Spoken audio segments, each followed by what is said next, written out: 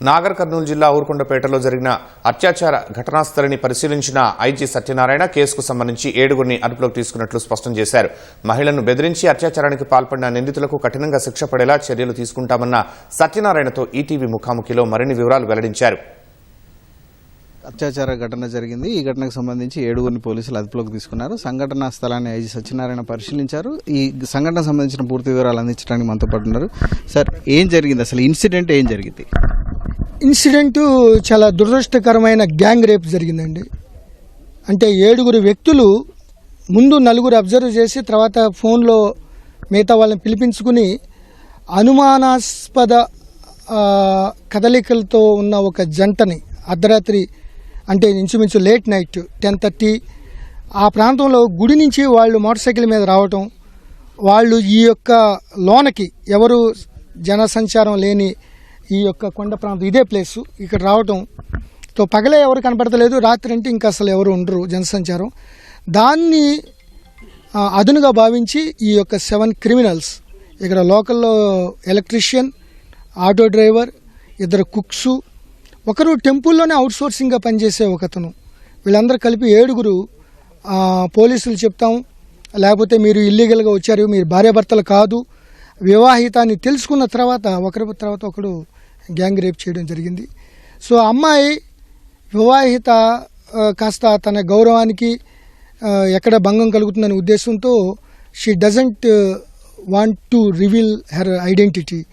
So తర్వాత అతను ఎవరైతే సహచరుడి దగ్గర కొంత డబ్బు పోయిందో అతను డబ్బు పోయిందని చెప్పడానికి తీసుకురావడంతో పోలీసుల అనుమానం వచ్చి ఎస్పీ గారే నాగర్ కర్నూల్ వైభవ్ గైక్వాడ్ రఘునాథ్ రంగంలో దిగి వాళ్ళ టీములుగా ఏర్పడి మొత్తం సీసీ కెమెరాలన్నీ తీసుకుని చేస్తే వీళ్ళు గ్యాంగ్ రేప్ చేసినట్లు రూఢి అయింది.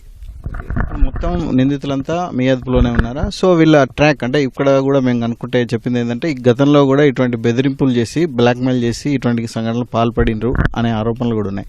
సో మీ విచారణలో ఏముంది? డెఫినెట్గా అండి, అది యాక్చువల్గా మా విచారణలోనే అంటే అంతకుముందు ఎవరు కూడా వీళ్ళు బ్యాడ్ ఫెలోస్ లేకపోతే ఇట్లాంటి గుడి దగ్గర మన జనరల్గా యూటీజింగ్ లాంటివి చేస్తూ ఉంటారు కొంతమంది. కొద్దిగా ఆవారా గ్యాంగ్, బేవర్స్ గ్యాంగ్ వచ్చి కొంతమంది యూత్ ఈ భక్తిభావంతో వాళ్ళందరూ భజనలు చేసుకుంటే చూస్తూ ఉంటారు. అది జనరల్గా జరుగుతుంది. దానికోసం మేము కొన్ని టీములు పెట్టుకుంటాం. జాతరలో, ఉత్సవాల్లో, పెద్ద శివరాత్రుల్లో పెద్ద పెద్ద జరిగే ఇవి.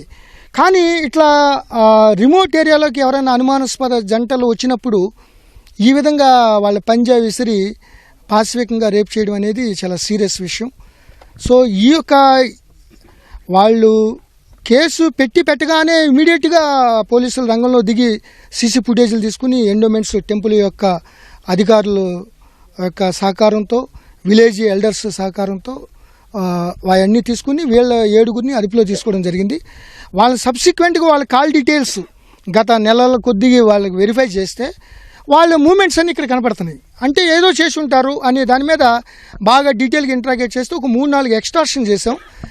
మైనర్ గర్ల్స్ పోక్సో కేసు కదా, చాలా సీరియస్గా ఇప్పుడంతా యావజ్జీవ శిక్ష 25 సంవత్సరాలు అట్లా పడుతుంది మైనర్ గర్ల్స్లో ఎవరన్నా అత్యాచారాలు చేస్తే. సో దాని మీద వీళ్ళు they are well aware of that act, protection of children from sexual offence. So ఆ పోక్సో కేసులో ఉన్న అనుమానం ఉన్నప్పుడు వాళ్ళు ఓన్లీ డబ్బులు తీసుకుని వదిలేశారు.